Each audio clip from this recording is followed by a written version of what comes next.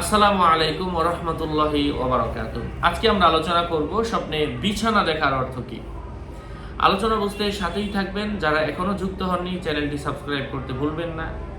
প্রত্যেক ভিডিওতেই বলে দিই ছোট্ট করে, ভেরিফাই চ্যানেলের লিংকে ক্লিক করলে যা আসে তাই আমার, এর বাইরে অন্য কিছু নাই। শুধু আমার নাম লিখে সার্চ দিলে হাজার মানুষের পেজ আসবে, আইডি আসবে, নাম ছবি দেখে বিভ্রান্ত হবেন না। বিছানা দেখা দুনিয়া অর্জনের আলামত বুঝতে হবে। বিছানা প্রশস্ত দেখা স্বপ্নদ্রষ্টা রিজিকে সচ্ছলতা পাবে।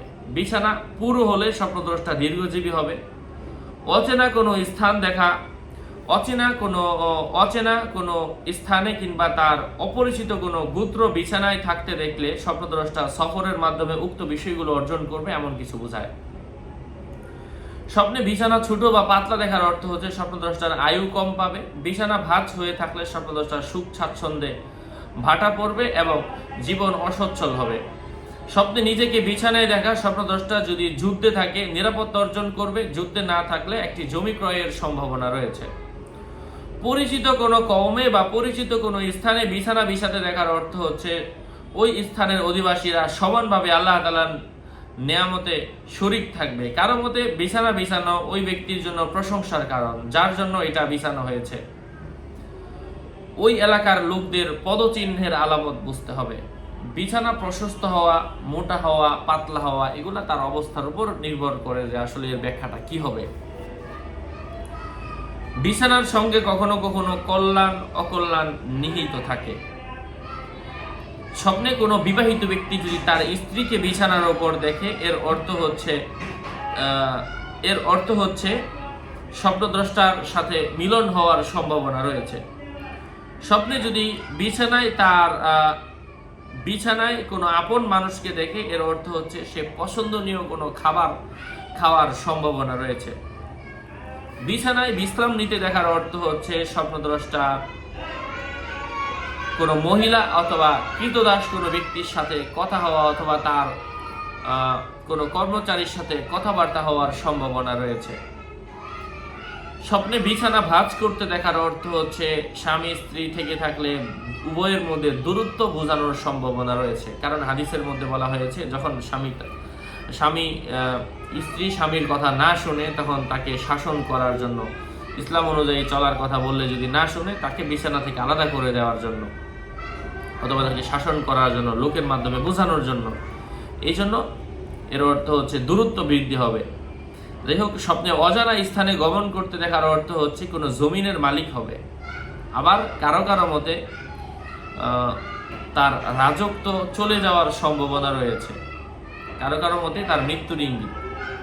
বিছানা খুবই সংকীর্ণ দেখার অর্থ হচ্ছে স্বপ্নদ্রষ্টার শরীর হালকা পাতলা হওয়ার সম্ভাবনা রয়েছে।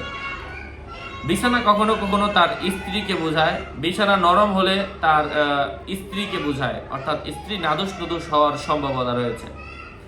আবার মাঝে মধ্যে এমন জমিনকে বোঝায় যেখানে মানুষ পরকালে পাড়ি দেওয়া পর্যন্ত উদাসীনতার সঙ্গে বিচরণ করতে থাকে। কারো মধ্যে কোনো মহিলা যদি থাকে স্বপ্নদ্রষ্টার বাড়িতে, পরিচিত শহরে, পাড়া মহল্লা বা কোনো মজলিসে, তাহলে স্বপ্নদ্রষ্টা উক্ত বিছানায় অবস্থার উপর ভিত্তি করে দুনিয়া পাবে।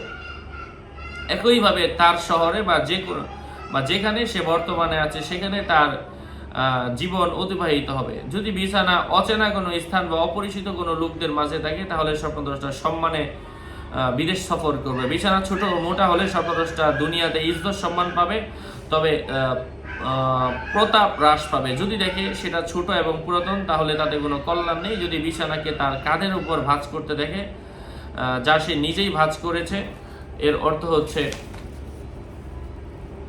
স্বপ্নদ্রষ্টা তার স্ত্রী যদি বিবাহিত হয়ে থাকে, স্ত্রী অথবা স্বামীর সাথে তর্কে জড়িত হওয়ার সম্ভাবনা রয়েছে।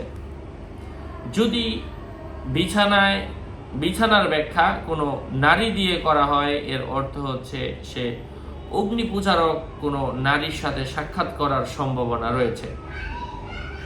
আবার এর আগেও কিন্তু বলা হলো যে বিছানার মধ্যে নারী দেখা মিলনের সম্ভাবনা, এটা এক একজন ইমামের মতে। যাই হোক, সাদা রঙের বিছানা দেখা এটা ঋণগ্রস্ত হওয়ার সম্ভাবনা। মসৃণ বিছানা দেখা আল্লাহ তাআলার অসন্তুষ্টিমূলক কাজে জড়িত হওয়ার সম্ভাবনা। বিছানা সবুজ হলে ইবাদত গুজার হওয়ার সম্ভাবনা, লাল হলে ধর্মহীন হওয়ার সম্ভাবনা রয়েছে।